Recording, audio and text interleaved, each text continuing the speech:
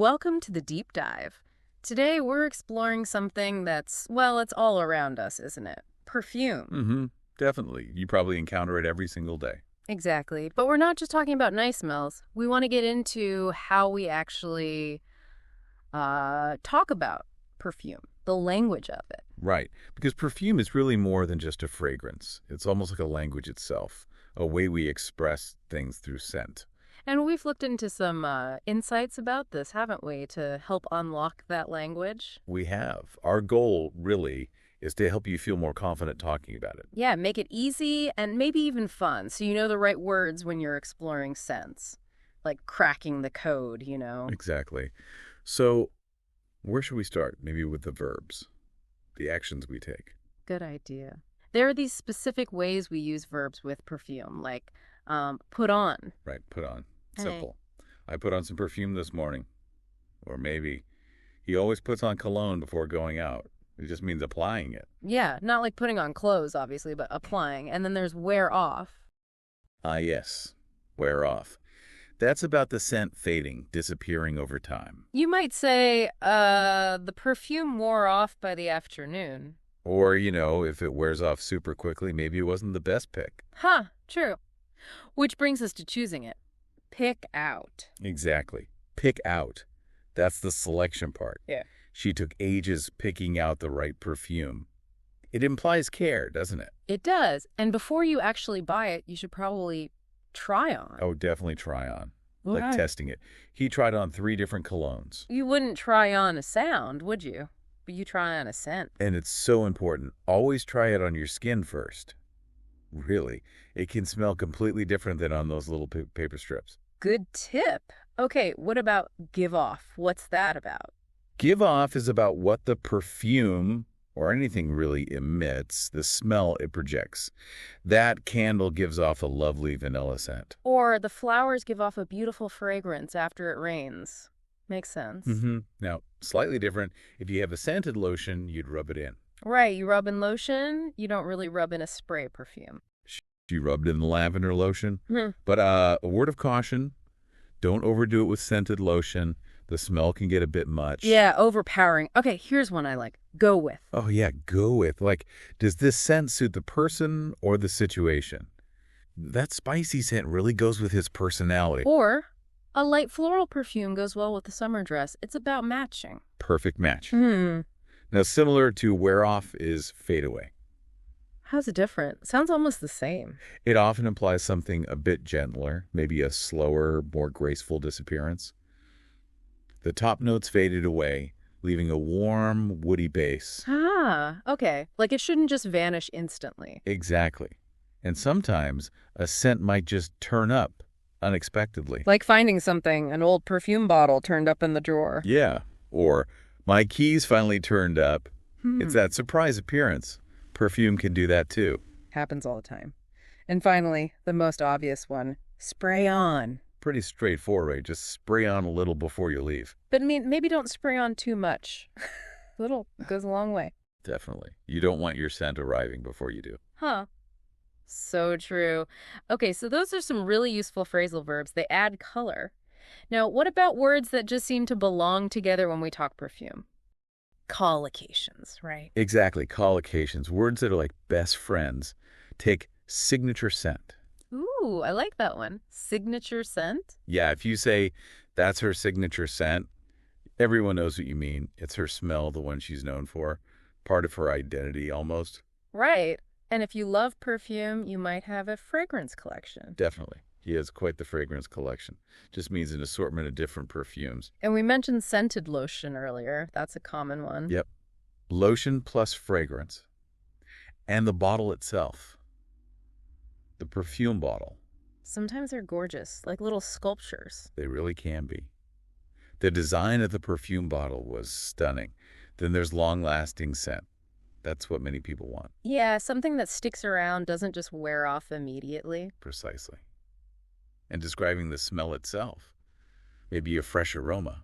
Like clean laundry or citrus. It has a wonderfully fresh aroma. Or on the other end, maybe a musky scent. Which can be a bit divisive, can it? Some love it, some not so much. Very true. It's warm, sometimes sensual, but definitely depends on personal taste. Then we get into specifics, like floral notes. Like jasmine, rose, lily. It has distinct floral notes. Paints a picture, doesn't it? Or maybe a citrus fragrance.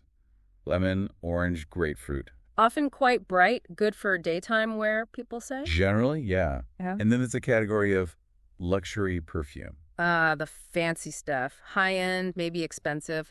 She treated herself to a luxury perfume. Right. It implies quality, maybe exclusivity. So using these pairs, these collocations, really helps make your descriptions clearer, more vivid. Definitely makes you sound like you know your stuff. But, even with all these words, sometimes little mistakes happen. Oh, absolutely. And it's interesting because even fluent speakers can make small slips with grammar, especially around specific topics like this. Like what? Give us an example. Okay, well, you might hear, she wear perfume every day. Simple present tense. Ah, but it should be she wears perfume, right? That third person's. Exactly. She wears, he wears, it wears, small detail, big difference. Got it. What else? Plurals sometimes trip people up. I put perfume on my cloth. Should be clothes. CLOTHES. Because it's usually more than one item. Right. And watch out for adjectives. Someone might say, the smell is very strong. Strong? That doesn't sound right. Just strong, sure. Strong. The smell is very strong. We don't need that ed ending there. Okay, and word choice matters too, doesn't it? Hugely. You might hear, this is my favorite smelly. Smelly can sound a bit negative, can it? Even if you mean it well. It can, yeah. Scent is usually a much better, more positive word here. This is my favorite scent. Good distinction. What about adverbs versus adjectives? That's a common one. I like the perfume because it's sweetly. Ah, you're describing the perfume, the noun, so you need the adjective. It's sweet. Precisely. It's sweet, not sweet. Okay. And nouns again. Countable things. Like, he gave me a parfum. Just missing the E on the end. It's a countable thing here. One bottle, so a perfume.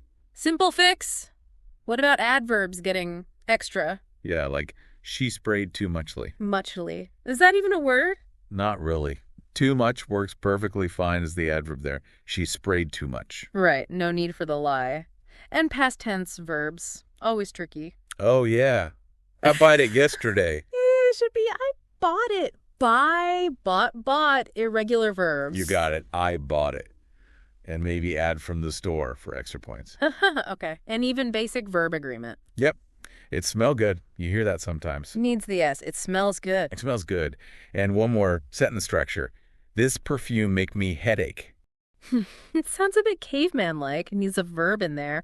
This perfume gives me a headache. Exactly. Gives me a headache. So yeah, just keeping an eye on these little things can make a real difference. Definitely helps you sound more polished. Okay, so we have the words. We know the potential pitfalls. How do we actually use all this? What are some strategies? Well, first off, just express yourself personally. Share what you like. Instead of just saying, I like perfume. Right. Say why or what kind. My favorite scent is actually quite light and floral. Or I tend to go for woody, spicy scents in the winter. Okay, so share your preference. What else? Comparing is really useful. I prefer citrus fragrances over musky ones. Or maybe how your taste has changed.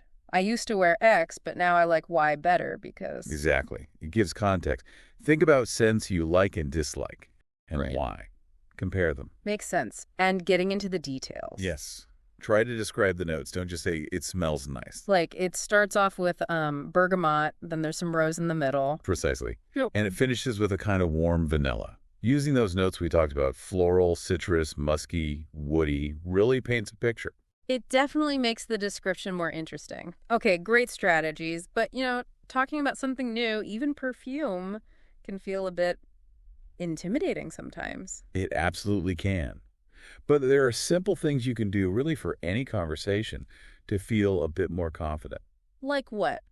Quick tips. Okay, 1, just take a deep breath before you speak. Seriously, it helps center you. Simple but effective. Okay. 2, use your hands naturally when you talk. Gesturing can actually make you feel more engaged and expressive. Right, get your whole body involved. And 3, Smile. Especially when talking about something enjoyable, like a scent you love. It makes you feel better and seem more approachable.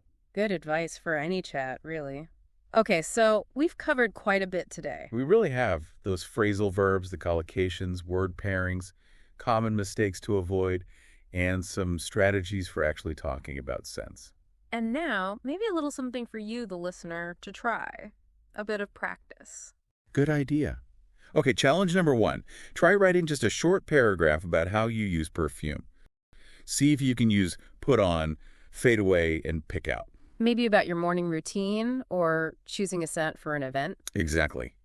Challenge 2. Can you make 3 sentences using signature scent, floral notes, and luxury perfume? Get creative.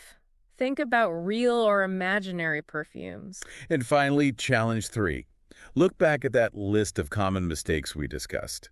Can you spot and fix, say, 3 of them yourself without peeking at the answers? A little self-quiz. See what's stuck. Yeah, because honestly, perfume and language are so similar in a way. Both are incredibly personal ways to express yourself. That's a lovely way to put it. They communicate something unique about you. And that leads to a thought we wanted to leave you with. Just like a well-chosen perfume is invisible but unforgettable. So are your words, when you speak them with clarity and, well, confidence or charm? Nicely put. So stay curious about both scent and language. Let your understanding of how to talk about perfume become, part of your own signature. Absolutely. Thank you so much for joining us on this deep dive into the language of perfume today. We genuinely love to hear from you. What did you think? What's your signature scent? Maybe using some of this new vocabulary. Let us know in the comments. Yeah, please do. Until next time, keep exploring, keep talking, and stay fragrant.